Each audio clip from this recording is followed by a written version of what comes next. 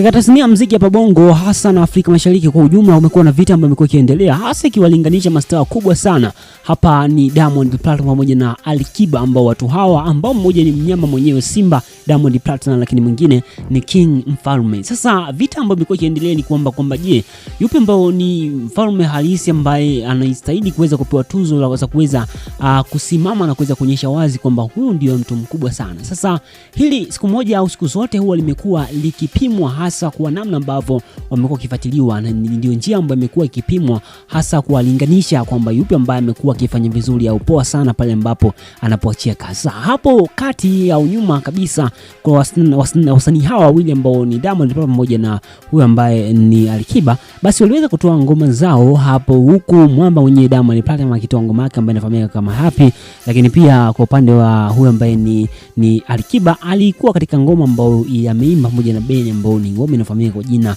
la Finali. Zote hizi ni moja kati ya ngoma ambazo zimebamba kinoma noma. Sasa ile vita au bato zima la kuweza kuwashindanisha halikuisha. Kwa hivyo moja kwa moja watu wakaanza kujiuliza maswali kwamba je, ni yupi ambaye ni mfalme halisi ambaye ni mwamba mwenyewe na mnyama? Basi mwisho wa siku ukweli ukawa umefahamika. Sasa hapa nimekusogezea chati nzima ya namna ambavyo mwenendo mzima unavyokwenda, na hapa ndakuthibitisha kwamba mfalme na nguli mzima wa muziki kwa namna ambavyo mashabiki wamekuwa wakilinganisha.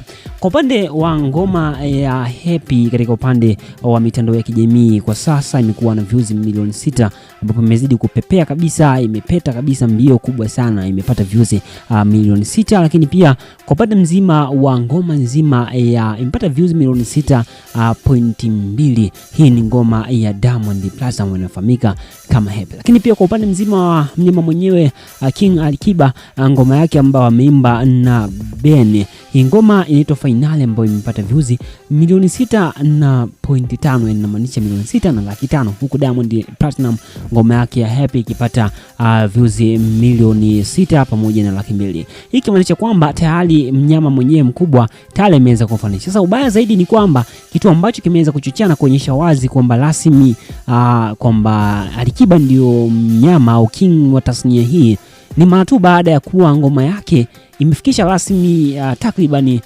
siku 8 tu na kuweza kumpita Diamond Platnumz. Yani siku 8 tu tayari imepata views zaidi ya milioni 6.5. Lakini huku ngoma Diamond Platnumz ikiwa na siku 11 zaidi ya siku 3 ilipoachiwa ngoma ya mnyama Alikiba. Kwa hiyo hii inamaanisha kwamba Alikiba ndiye